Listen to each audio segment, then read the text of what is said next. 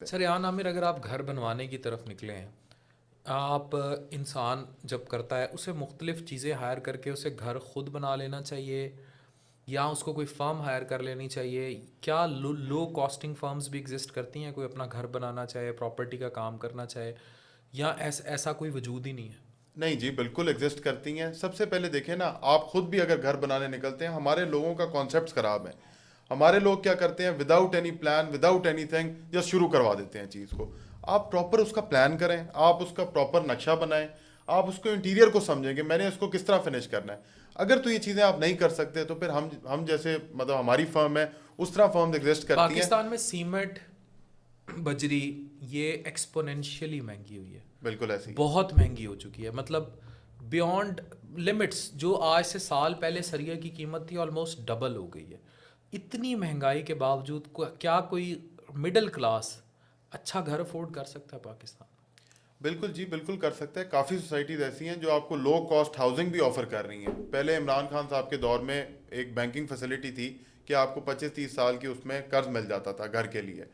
تو یہ ہے کہ اب بچت دیکھیں کیسے کریں؟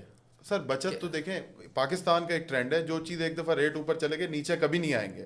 آپ کو اسی میں گزارا کرنا ہے، اسی اچھا، میں آپ نے دیر چیزیں از اے ڈفرینس بٹوین کچھ لوگ برکس کو پریفر کرتے ہیں، کچھ پھر بلاکس کے گھر بنواتے ہیں. لوگ بالکل کہتے ایسے. ہیں وہ چیپ یہ کیا فرق ہے ان کا، برکس اور سر بلاکس؟ دیکھیں، بلاکس کا ٹرینڈ جو ہے نا وہ آپ کے پہاڑی علاقوں میں زیادہ چلتا ہے.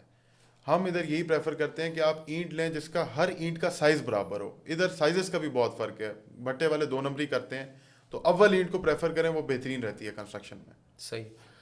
اچھا مجھے یہ بتائیں کہ میرے پاس 50 لاکھ روپے ہے، میرے پاس بہترین انویسٹمنٹ پلان کیا ہو سکتا ہے؟ دیکھیں جی عفان صاحب، اگر تو ہم ملتان کے پرسپیکٹو سے دیکھیں تو ملتان میں اس وقت ہمارے لیے ایک بلیسنگ ہے. D H A Multan paradise of southern Punjab ہے. اس وقت پاکستان کا ڈی ایچ اے کا سب سے بڑا آن گراؤنڈ فیز ہے، جس کی لینڈ ایکوزیشن ساری ہو چکی ہے اور ادھر اب لیویبلٹی آ چکی ہے. تو میں تو آپ کو سجیسٹ کروں گا سر، آپ بھی ڈی ایچ اے ملتان میں گھر بنائیں اور ہمارے ہمسائے بن جائیں. چلے ٹھیک ہے. اچھا، لائف میں لوگوں کو ایک بات بتاتا چلوں کہ زندگیوں میں یہ جو آپ پیسہ کماتے ہیں نا، بڑی بڑی بڑی قیمتی چیز ہے آپ کے لیے، آپ کی نسلوں کے لیے. تو جو لوگ دھوکے کرتے ہیں پراپرٹیوں میں، جو فراڈ کرتے ہیں، جو لوگوں کو لوٹتے ہیں، پہلے تو ان کو شرم آنی چاہیے. بغیرتی ہے، آپ لوگوں کی زندگیاں برباد کر دیتے ہیں.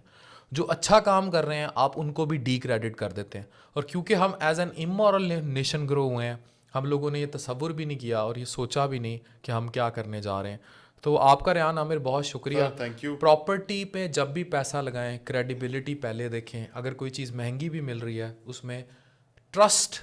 اچھا، یہ جو ہیومن ریلیشننگ ہے بڑی قیمتی چیز ہے. گاڑی بھی اگر آپ موٹر وے پہ چلا رہے ہیں نا، آپ کو ساتھ والی گاڑی پہ ٹرسٹ ہے کہ وہ ادھر آ کے لگے گی نہیں. اگر آپ کریڈیبلٹی اور ٹرسٹ لاس کر دیتے ہیں تو کوئی انڈسٹری پاکستان میں سروائیو نہیں کر سکتی. اور ہم دنیا میں کریڈیبلٹی انڈیکس میں، کرپشن کی جو زیادتی کے انڈیکس میں، ہمارا آخر میں 10واں نمبر ہے. تو ہم دیکھیں ہم کہاں کھڑے ہیں. Thank you very much.